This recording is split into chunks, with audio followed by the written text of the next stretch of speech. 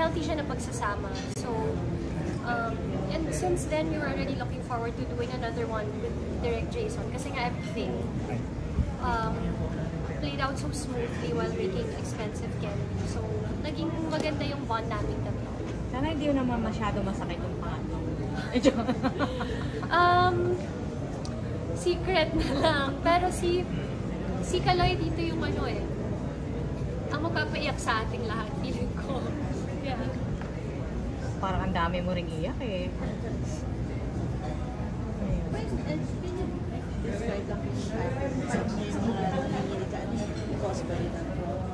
Yeah, actually makikita niyo sa movie, hindi kasi nila sinama sa trailer yung ano yung exactly nagiging effect ng bad na feeling pag may hinahawakan si Linlin.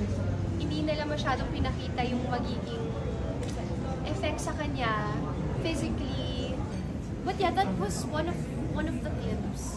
But I think yung meaning na yon may factor din ng, oh my gosh, I'm getting this bad feeling from somebody that I've already, that Linlin has already fallen in love with. So, may takot, may kaba, may pain, may, diba? Syempre kasi mahal niya si Woody. So, kaya siguro ganun lumabas yung inig.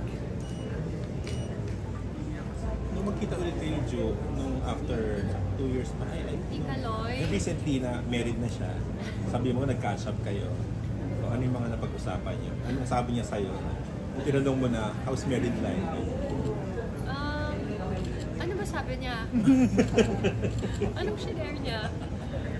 Kasi Sabi ko, nagtanong ba siya sa'yo?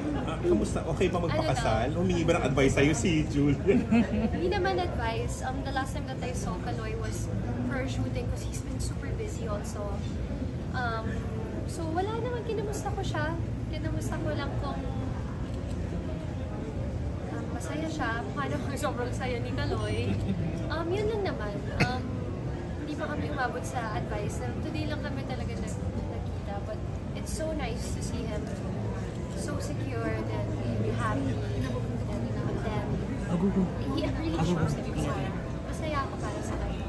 Ikaw din naman, kita naman. Ikaw ba, naiisip mo na rin yun na pwedeng soon or papunta na kayo doon?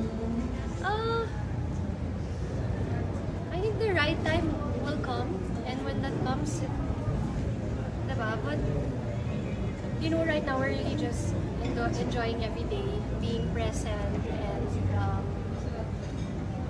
supporting each other in all of our different projects, and yun naman yun. Now, wala ko masyado pa makwenta sa'yo eh. Pero kita naman na sobrang happy mo. Nag-radiate yung ano, no? Thank you. At saka, iba ba pag nag-work ka, tapos happy ka talaga personally? Yeah. Yeah. Kasi Mas masarap mag-work ba? masarap mag-work pag lahat ng mahal mo sa buhay, todo ang suporta sa'yo. Mas napapadali nun yung trabaho. Tinatanong nila kung ano daw yung mga advice na kinuha. Oo, ganun lang naman kami, hindi naman kami. But Pero I love Juju. Yeah, I love Kaloy. Pero kung may ma-advise nga sa kanya regarding Life. getting married, They really want that topic so bad. Just give it to them.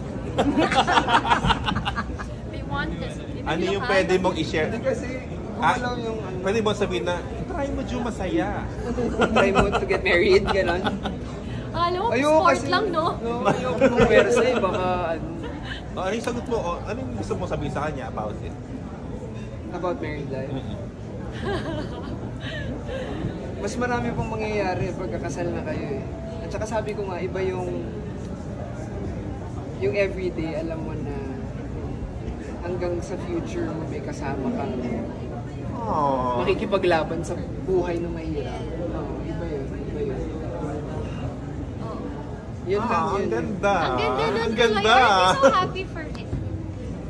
Wala ako nila gano'n. Masaya tayo parang. Ang ganda na sinabi niya, Ju. Ano yung reaction mo doon? Makikipaglaban sa'yo. Ano habang... Every day, diba? Alam mo may kakampi ka. Oo naman. Ang ganda. Masaya ako para sa kanya. I mean, yan naman ang tunay na definition definition ng partnership. Tama. Kasabay mo sa lahat. Yun lang naman. Photo together. Kasi may mga kasal. And both of you, I have only one question. Pagdating sa pag-ibig, how much pain are you willing to tolerate?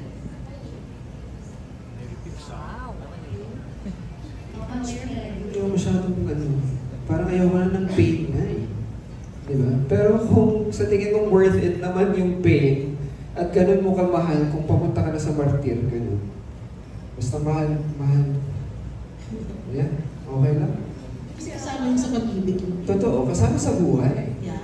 Oo, hindi mo naman may iwasan yun. So, yeah. Basta mahal ko, kaya kong pagtiisan ng kahit ano. How about Julia? Yeah, almost same. I think, yeah, the person who makes you happiest is also the one who can hurt you the most. They hold that much power, right? But I think we welcome the kind of pain that we become better for, that we learn from and stronger for. Pero if it's the kind of pain that's, you know, kung hindi siya good kind of pain, yeah, you can walk away from that. Bonggas, congratulations and thank you. Thank you. Nice to see you. Thank you very much for that question. Vix Almacen of Abante. Up next, for our next question, we have CJ Buado of CJ Says Vlog. Yeah. Hi guys, Dr. Moon. So first, kay Direct JD. Hi Direct. Without spoiling anything or just a teaser, what can we expect from Hold Me Close and bakit kailangan namin unahin to sa Pasko? Well, kagaya ng mga napapag-usapan kanina, parang it can really start a conversation about, you know, how we relate to people or how we connect with people in spite of yung mga bad things we know about them. Feeling ko okay siyang panoorin sa Pasko kasi Christmas can be an opportunity for learning. And I'm very confident na pag tao ka na naranasan mo magmahal, meron kang makukuha sa pelikula ito na magagamit mo sa buhay ko. Diba? And of course, nandiyan pa rin yung entertainment factor, pero ako yung lesson na pwede na impart ng movie. I think yung pinaka-valuable dito sa Hold Me Close. And for my last question, to Julia and Carlo, ano yung Hold Me Close nyo? Box Office Success or MMFF Best Actor, Best Actress Award?